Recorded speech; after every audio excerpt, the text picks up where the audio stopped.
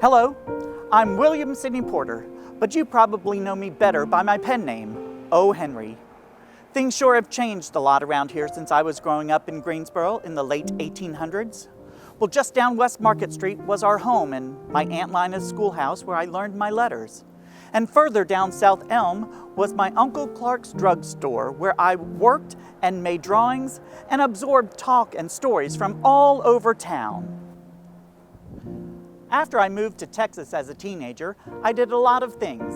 I was a ranch hand, a banker, a performer, and briefly a fugitive in Central America and an inmate at the Federal Correctional Facility in Ohio, before becoming a full-time writer in New York. But I never forgot Greensboro, and I visited many times. It's wonderful that my hometown still remembers me, and that Greensboro remains a place where people love to create and to tell stories. Some folks from across the city have come together this year to share a well-known story I published back in 1905. It's called The Gift of the Magi, and it starts like this.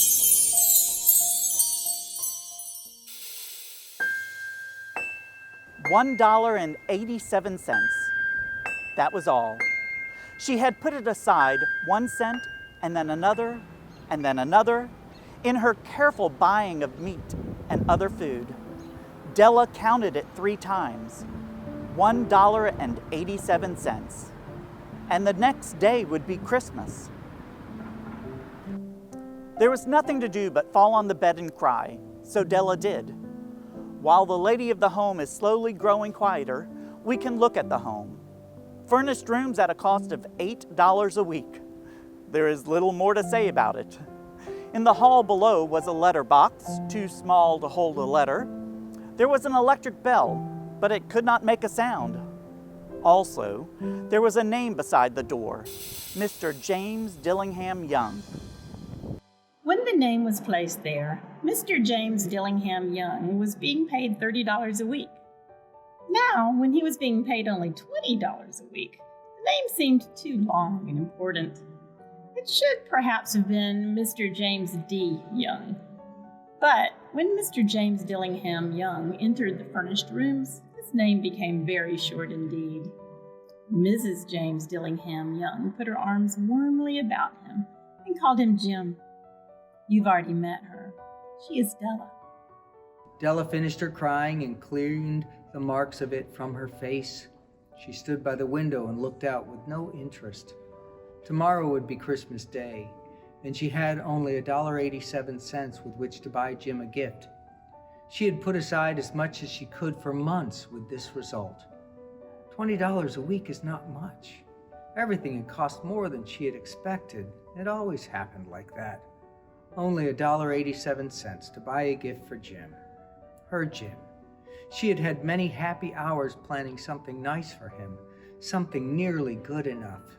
Something almost worth the honor of belonging to Jim. There was a looking glass between the windows of the room. Perhaps you have seen the kind of looking glass that is placed in $8 furnished rooms. It was very narrow. A person could see only a little of himself at a time. However, if he was very thin and moved very quickly, he might be able to get a good view of himself. Della, being quite thin, had mastered this art. Suddenly, she turned from the window and stood before the glass.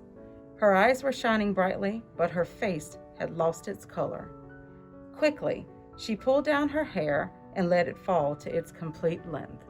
The James Dillingham Youngs were very proud of 2 things which they owned. One thing was Jim's gold watch. It had once belonged to his father, and long ago, it had belonged to his father's father. The other thing was Della's hair. If a queen had lived in the rooms near theirs, Della would have washed and dried her hair where the queen could see it. Della knew her hair was more beautiful than any queen's jewels or gifts.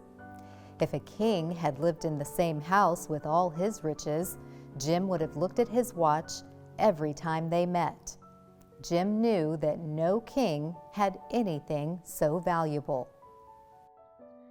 So now Della's beautiful hair fell about her, shining like a falling stream of brown water. It reached below her knee. It almost made itself into a dress for her. And then she put it on her head again, nervously and quickly. Once she stopped for a moment and stood still, while a tear or two ran down her face. She put on her old brown coat. She put on her old brown hat. With the bright light still in her eyes, she moved quickly out the door and down the street.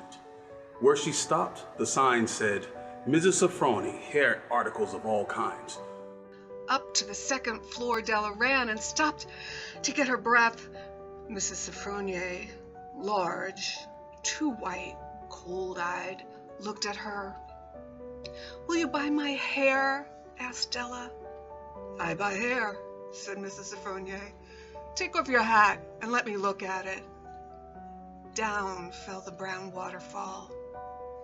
$20, said Mrs. Sofroni, lifting the hair to feel its weight. Give it to me quick, said Della. And the next 2 hours seemed to fly. She was going from one shop to another to find a gift for Jim. She found it at last. It should have been made for Jim and no one else. There was no other like it in any of the shops, and she had looked in every shop in the city. It was a gold watch chain, very simply made. Its value was in its rich and pure material. Because it was so plain and simple, you knew that it was very valuable. All good things are like this. It was good enough for the watch. As soon as she saw it, she knew that Jim must have it. It was like him, quietness and value. Jim and the chain both had quietness and value. She paid $21 for it, and she hurried home with the chain and 87 cents. With that chain on his watch, Jim could look at his watch and learn the time anywhere he might be. Though the watch was so fine, it had never had a fine chain. He sometimes took it out and looked at it, only when no one could see him do it. When Della arrived home, her mind quieted a little bit. She began to think more reasonably. She started to try to cover the sad marks of what she had done. Love and large-hearted giving, when added together, can leave deep marks. It is never easy to cover these marks, dear friends. Never easy. Within 40 minutes, her head looked a little better. With her short hair, she looked wonderfully like a schoolboy. She stood at the looking glass for a long time. If Jim doesn't kill me, she said to herself, before he looks at me a second time, he'll say I look like a girl who sings and dances for money. But what could I do? Oh, what could I do with $1.87? At 7, Jim's dinner was ready for him. Jim was never late. Della held the watch chain in her hand and sat near the door where he always entered. Then she heard his step in the hall and her face lost color for a moment. She often said little prayers quietly about simple everyday things. And now she said, "Please, God, make him think I'm still pretty." The door opened and Jim stepped in. He looked very thin and he was not smiling. Poor fellow, he was only 22 and with a family to take care of. He needed a new coat and he had nothing to cover his cold hands. Jim stopped inside the door.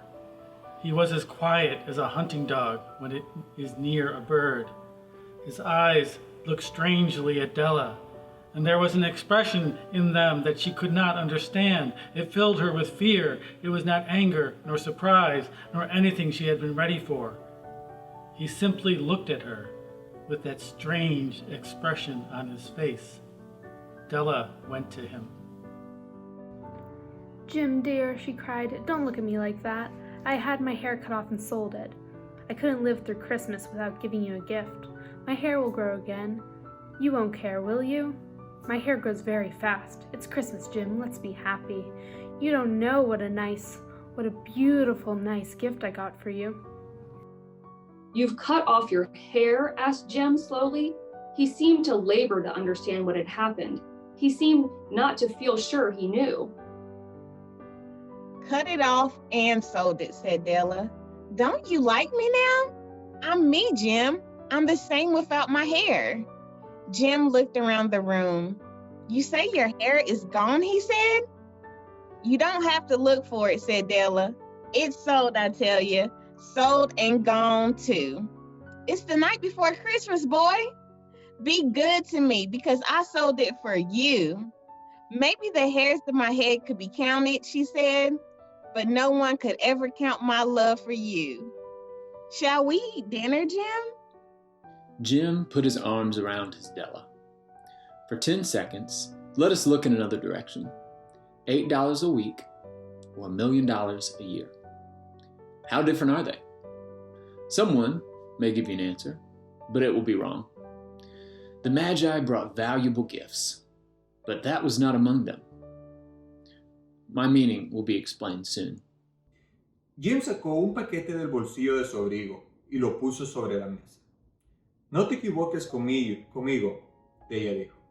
Ningún corte de pelo haría que yo te quisiera menos, pero si abres este paquete, verás por qué me has provocado tal desconcierto. Los dedos blancos de ella retiraron el papel, y entonces se escuchó un jubiloso grito y después las lágrimas. For there lay the combs that Della had seen in the shop window and loved for a long time. Beautiful combs, with jewels, perfect for her beautiful hair. Eran peinetas muy caras, demasiado caras para comprar. Dea las había anhelado sin la menor esperanza de poseerlas, y ahora eran suyas.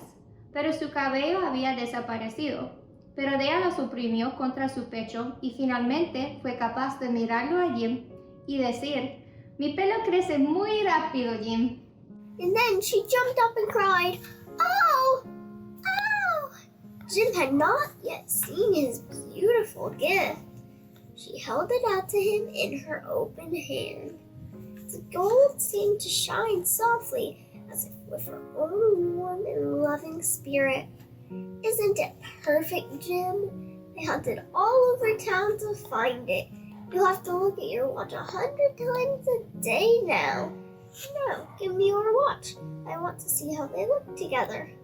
Jim sat down and smiled. Della, said he, let's put our Christmas gifts away and keep them a while. They're too nice to use now. I sold the watch to get the money to buy the combs, and now I think we should have our dinner.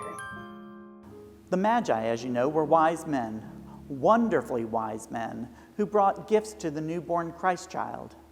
They were the first to give Christmas gifts. Being wise, their gifts were doubtless wise ones. And here I have told you a story of two children who were not wise. Each sold the most valuable thing he owned in order to buy a gift for the other. But let me speak a last word to the wise of these days. Of all who give gifts, these two were the most wise. Of all who give and receive gifts such as they are the most wise. Everywhere they are the wise ones. They are the Magi. I hear the past year has been quite a doozy for my city of Greensboro, the country, and the whole world. Life's been full of uncertainty, anxiety, and despair. Many have experienced sacrifices, just like Jim and Della in the story. But there's also been kindness and love and giving.